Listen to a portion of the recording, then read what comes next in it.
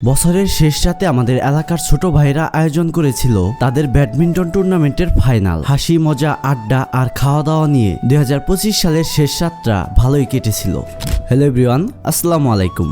এই ব্যাডমিন্টন ফাইনালে অতিথি হিসেবে আমিও উপস্থিত ছিলাম। এই ব্যাডমিন্টন ফাইনালটি ছোট্ট পরিসরে ছোট ভাইরা খুবই দুর্দান্ত আয়োজন করেছিল। পাশাপাশি খেলা শেষে খাওয়া দাওয়ারও সুব্যবস্থা ছিল, যেখানে মুরগির মাংস সহ বিভিন্ন প্রকারের শাকসবজি দিয়ে খিচুড়ি রান্না হচ্ছে। আর এই খিচুড়ি রান্না করছেন আমাদের এলাকারই বড় ভাইয়েরা বেশ কয়েকজন মিলে। খেলা শুরুর অনেক আগে আমি সেখানে পৌঁছে যাই এবং তাদেরকে তাড়াতাড়ি খেলা শুরু করতে বলি। এই পাশে তাদের প্যান্ডেলের সামনে ছোট্ট একটি টেবিলে বেশ কয়েকটি প্রাইজ রাখা হয়েছে। এখানে রয়েছে এই টুর্নামেন্টের চ্যাম্পিয়ন এবং রানার্স আপ ট্রফি, তাছাড়াও ছোটদের টুর্নামেন্টের রানার্স আপ এবং চ্যাম্পিয়ন ট্রফি রয়েছে। এমনকি এই টুর্নামেন্ট থেকে যে দলগুলো বাদ গেছে প্রত্যেকের জন্য রয়েছে আলাদা আলাদা প্রাইজ। এরপর আমাদের এখানে আসেন আতাউল্লাহ ভাই। এছাড়াও পাশাপাশি অনেক সিনিয়র ভাইরা থাকে। আমাদের দুই পাশে দুই দলের কন্টেস্টেন্ট নিয়ে কিছু বক্তব্য দেওয়া হয়। এক পাশের দলে রয়েছে সিয়াম এবং আকাশ, আরেক পাশে রয়েছে নয়ন এবং রুবেল। এরপর খেলা উদ্বোধন করা হয়। উদ্বোধন শেষে রেফারির মাধ্যমে দুইবার টস করা হয়, একবার সাব নিয়ে আর একবার সাইড নিয়ে। এরপরই এই ফাইনালটি শুরু করে দেওয়া হয়। আর ব্যাডমিন্টনের ফাইনালে ইউজুয়ালি 3টি খেলা হয়। যদি কোনো দল প্রথম 2টি ম্যাচই জিতে যায় তাহলে 3 নাম্বার খেলা আর হয় না। তবে যদি দুটি দলই একটি একটি করে ম্যাচ জিতে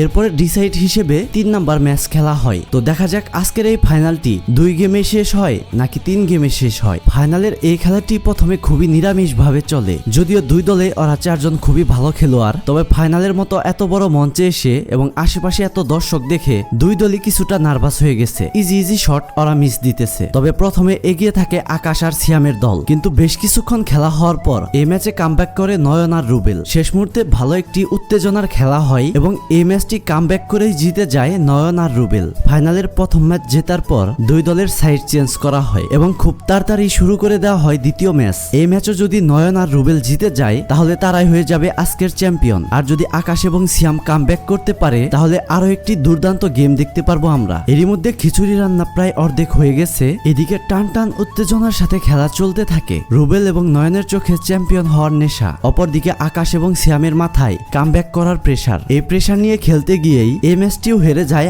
আকাশ এবং সিয়াম এবং পরপর 2টি ম্যাচই জিতে যায় রুবেল এবং নয়ন। আর এই ফাইনালের চ্যাম্পিয়ন হয়ে যায় তারা। চ্যাম্পিয়ন হয়ে তারা অসাধারণ সেলিব্রেশন করতে থাকে। এরপর আরো বাকি রয়েছে একটি ফাইনাল, যেখানে এই দুই দলের ছোট বাচ্চাদের খেলা দেওয়া হবে এবং এটি একটি ম্যাচই হবে 17 পয়েন্টে। টস দিয়ে বাচ্চাদের ম্যাচটিও শুরু করে দেওয়া হয়। তারাও বড়দের থেকে কম যায় না, খুবই সুন্দরভাবে তারা খেলতেছে। অবশ্য তাদের জন্য কুটটা একটু বড় হয়ে গেছে, তবে খুবই সুন্দরভাবে তারা খেলতেছে, নিজেদের প্রাণপণ চেষ্টা করে যাচ্ছে জেতার জন্য। এভাবেই বেশ কিছুক্ষণ খেলা চলার পর অবশেষে জিতে যায় এই বাচ্চারা। তারাও চ্যাম্পিয়ন হয়ে খুবই খুশি। এরপর আসে পুরস্কার বিতরণের পালা। একে একে রানার্স আপ সহ সকল প্রাইজ দিয়ে দেওয়া হয়। এরপরে আমরা সবাই মিলে নয়ন এবং রুবেলের হাতে তুলে দেই তাদের কাঙ্ক্ষিত আজকের চ্যাম্পিয়ন ট্রফি। চ্যাম্পিয়ন হয়ে ট্রফি পেয়ে তারা খুবই খুশি, একদম নাচানাচি শুরু করে দেয়। এদিকে খিচুড়ি রান্নাও শেষ, তাই খাওয়া দাওয়ার পর বউ শুরু হয়ে যায়। সবাইকে ওয়ান টাইমে করে খিচুড়ি দেওয়া হয়। আমাদেরকেও এক পাশে টেবিলে খিচুড়ি দেওয়া হয়। মুরগির মাংসের খিচুড়িটাও